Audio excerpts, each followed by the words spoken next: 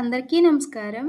Welcome to Sreeraj food. నేను మీ సిరి. ఈరోజు మన వీడియోలో సరికొత్తగా చాక్లెట్ స్వీట్ కప్పు గోధుమ పిండితో తయారు చేద్దాం. టేస్ట్ చాలా అంటే చాలా బావుంటుంది. ఈ వీడియో మీకు నచ్చితే తప్పకుండా like, share and subscribe friends.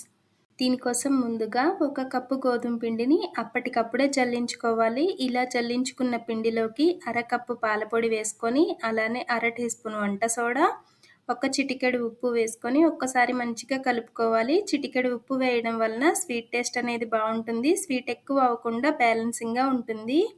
ఇలా కలుపుకున్న పిండిలోకి 1 స్పూన్ నెయ్యి వేసుకొని నెయ్యి పిండంతా పట్టేలాగా కలుపుకోవాలి. ఇలా కలుపుకున్న తర్వాత అరకప్పు పాలు కరెక్ట్గా సరిపోతాయి అన్నమాట. అరకప్పు పాలు కొద్ది కొద్దిగా పోసుకుంటూ మన వీడియోలో చూపించిన విధంగా చపాతీ పిండి కంటే కొంచెం లూజ్గా కలుపుకోవాలి. ఇలా కలుపుకున్న పిండిని మూత పెట్టి ఒక 15 నిమిషాలు పక్కన పెట్టాలి. ఈలోపు గ్యాస్ మీద కళాయి పెట్టుకొని 1 కప్పు పంచదార, కప్పున్నర నీళ్లు పోసుకొని పంచదారని తీగ పాకం వచ్చేలాగా కరిగించుకోవాలి.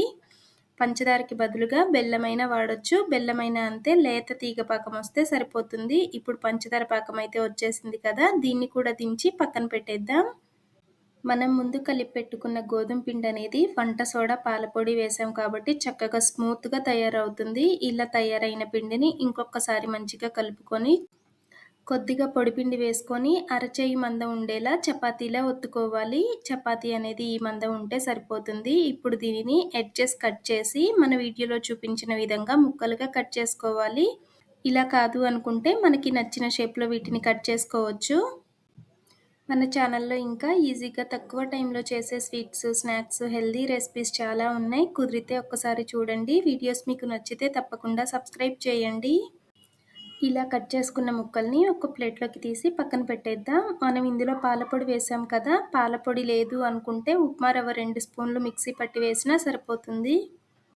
గ్యాస్ మీద కళాయి పెట్టుకొని 2 ఇంచుల సుమారు నూనె పోసి నూనె లైట్గా హీట్ అయిన తర్వాత మనం తయారు చేసిన స్వీట్ ముక్కలు అనేవి ఒక్కొక్కటిగా వేయాలి. ఇవి వేగడానికి ఎక్కువ టైం ఏమీ పట్టదు. గ్యాస్ తక్కువ పెట్టి వేయించామంటే వెంటనే వేగిపోతాయి అన్నమాట. ఇప్పుడు ఇవైతే వేగిపోయినాయి కదా, వీటిని పక్కకి తీసి మనం ముందు తయారు చేసి పెట్టుకున్న పంచదార పాకం అనేది చల్లారినట్టుగా ఉంటే ఒక్క పొంగు వచ్చే వరకు మరిగించుకొని మనం తయారు చేసిన స్వీట్ ముక్కలను వేసి ఒక్కసారి ఉడికించుకోవాలి. మనం గులాబ్ జామ్ పిండితో చేసామంటే ఉడికించాల్సిన అవసరం ఉండదు, కానీ గోధుమ పిండితో చేసాం కాబట్టి ఒక్క పొంగు వచ్చే వరకు ఉడికించుకోవాలి. గ్యాస్ ఆఫ్ చేసి ఒక 10 నిమిషాలు మూత పెట్టి పక్కన పెట్టామంటే పంచదార పాకం అనేది చక్కగా పీల్చుకుంటుంది.